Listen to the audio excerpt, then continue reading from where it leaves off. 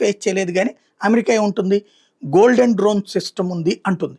అంటే అక్కడ కూడా ఇంతవరకు అమెరికా మీద ఎవడు దాడి చేయలేదు, చేస్తే ఆటోమేటిక్గా దెబ్బతింటుంది. ఇప్పుడు చైనా భారతదేశం వచ్చేటప్పటికి నోటితో అట్లాంటిది ఏం చెప్పలేదు, కానీ మనం చూసేసాం పాకిస్తాన్ నుంచి ఒక్క సూది మొన మోపినంత ఆయుధం కూడా భారతదేశంలో పడలేదు. ఇంకా ఇజ్రాయెల్లో పడ్డాయి, లేకపోతే కనుక ఇరాన్లో పడ్డటువంటివి ఉన్నాయి, లేదంటే అమెరికాకి సంబంధించినటువంటి డిఫెన్స్ సిస్టమ్స్ పాకిస్తాన్లో ఫెయిల్ అయినటువంటిది ఉంది.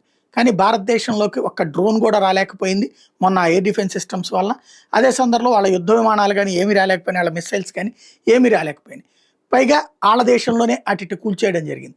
బట్ ఇప్పుడు చైనా వచ్చేటప్పటికి దానికంటే పవర్ఫుల్ది తయారు చేస్తున్నామని చెప్తుంది. గోల్డెన్ డోమ్కి, ఐరన్ డోమ్కి ప్రత్యామ్నాయంగా టోటల్గా 1000 మిస్సైళ్ళు ఒకేసారి వచ్చినా సరే 1000 మిస్సైళ్ళని దారిలోనే కంట్రోల్ చేసి దారిలోనే ధ్వంసం చేయగలిగినటువంటి దిశగా అడుగులు వేస్తున్నాం అన్నటువంటి చెప్తోంది. అదే కాకుండా మౌలిక సదుపాయాల కల్పనలో కూడా సీరియస్ అడుగులు వేస్తోంది. 50,000 కిలోమీటర్ల హై స్పీడ్ రైల్ సిస్టమ్ని తీసుకొస్తుంది. ప్రపంచంలోనే సగం స్పీడ్ రైల్ అక్కడే ఉన్నట్టు అవుతుంది. అదే సందర్భంలో 70,000 కిలోమీటర్లు 2035 నాటికి పూర్తి చేయాలనుకుంటుంది. తద్వారా సైన్యాన్ని ఏ మూల నుంచి ఏ మూలకైనా సరే శరవేగంగా తీసుకెళ్లేందుకు అడుగులు వేస్తుంది.